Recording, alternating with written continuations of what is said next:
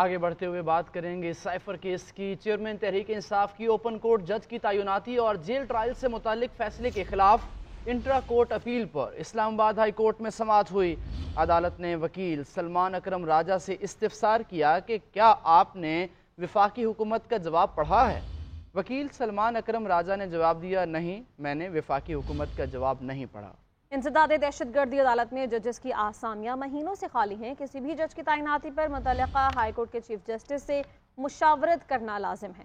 یہاں federal courts ہیں تو اسلام آباد ہائی کورٹ کے چیف جسٹس سے مشاورت لازمی ہے۔ عدالت نے کہا کہ ہم رجسٹرار ہائی کورٹ سے پوچھتے ہیں کہ اس معاملے پر کوئی مشاورت ہوئی تھی یا نہیں۔ دستاویزات کے مطابق اسلام آباد ہائی کورٹ کے چیف جسٹس کی مشاورت سے تعیناتی ہوئی۔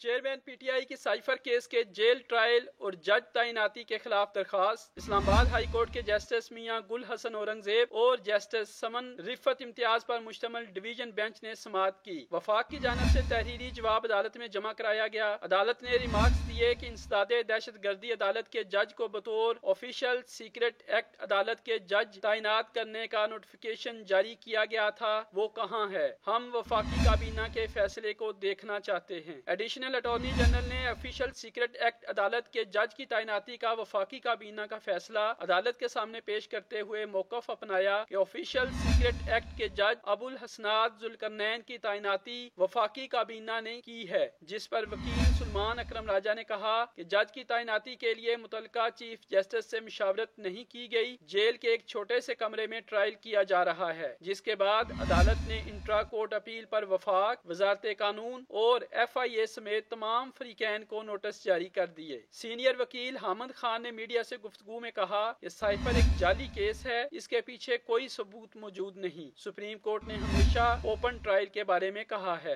یہ جو سائفر کیس ہے میرے نزدیک تو بنتا ہی نہیں ہے۔ یہ ایک جعلی کیس ہے، خام خواہ کا بنایا گیا ہے۔ اس کے پیچھے کسی قسم کی بھی واضح کوئی ایویڈنس نہیں ہے۔ دوسری جانب طبیعت ناسازی پر جج ابو الحسنات ذوالقرنین نے شاہ محمود قریشی کو اڈیالہ جیل سے پیمز ہسپتال منتقل کرنے کی اجازت دے دی۔